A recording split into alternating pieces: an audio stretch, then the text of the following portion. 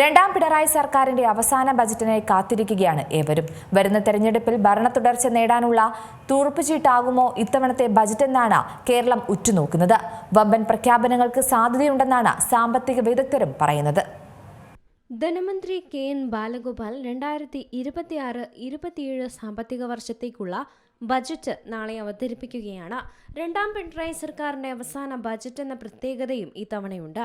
വരുന്ന തിരഞ്ഞെടുപ്പിൽ ഭരണ തുടർച്ച നേടാനുള്ള തുറുപ്പുചീട്ടാകുമോ എന്നാണ് ഈ ബജറ്റ് കേരളം ഉറ്റുനോക്കുന്നത്. വമ്പൻ പ്രഖ്യാപനങ്ങൾക്ക് സാധ്യതയുണ്ടെന്നാണ് സാമ്പത്തിക വിദഗ്ധരടക്കം സൂചിപ്പിക്കുന്നത്.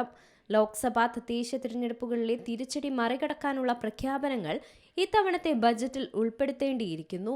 പൂർണ്ണമായും ഡിജിറ്റൽ സമ്പദ് വ്യവസ്ഥയിൽ അധിഷ്ഠിതമായ സുരക്ഷിതവും വൃത്തിയുള്ളതുമായ നഗരങ്ങൾ, മാലിന്യരഹിത സംവിധാനങ്ങൾ, അപകടരഹിത നിരത്തുകൾ എന്നിവ അടിസ്ഥാനമാക്കിയുള്ള സുരക്ഷിതവും വൃത്തിയുള്ളതുമായ നഗരങ്ങൾ നവകേരള ആശയത്തിന്റെ സാക്ഷാത്കാരത്തിനുള്ള പദ്ധതികൾ ഉണ്ടാകുമെന്ന പ്രതീക്ഷയാണ്. ഇത് സാക്ഷാത്കരിക്കുന്നതിന് നഗരവികസന പദ്ധതികളെ ഗതാഗത പദ്ധതികളുമായി യോജിപ്പിച്ച് സംയോജിത ഏകീകൃത നഗരഗതാഗത സംവിധാനം കൊണ്ടുവരാനും ശ്രമിക്കും. കടുത്ത സാമ്പത്തിക പ്രതിസന്ധിക്കിടെയാണ് ഇത്തവണത്തെ ബജറ്റ് അവതരണം.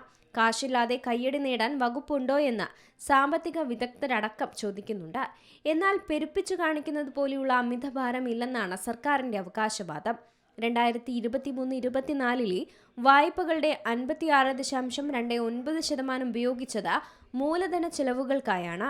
2014 മുതൽ 15 വരെയുള്ള സമയവും 2023-24 വർഷ കാലയളവിൽ വിപണി വായ്പകളുടെ വളർച്ചയിൽ കേരളം 18ാം സ്ഥാനത്താണെന്നതാണ് ആശ്വാസം. നിയന്ത്രിതമായ വായ്പാ വളർച്ചയെന്നാണ് ഇത് സൂചിപ്പിക്കുന്നത്. കോവിഡ് കാലയളവിലെ കടം സംസ്ഥാനത്തിന്റെ മൊത്തം ആഭ്യന്തര വരുമാനത്തിന്റെ 38% 2024-25 വർഷത്തിൽ 34% കുറയുകയും ചെയ്തിരുന്നു. ഇതൊക്കെ ജനം കരുതും പോലെയുള്ള പ്രതിസന്ധിയല്ലെന്ന് സ്ഥാപിക്കാൻ സർക്കാർ ഉപയോഗിക്കുന്നുമുണ്ട്. 2015-16 5.26 ലക്ഷം കോടി രൂപയിൽ നിന്ന് 12.49 ലക്ഷം കോടി രൂപയായി GSTP വർദ്ധിപ്പിച്ചു.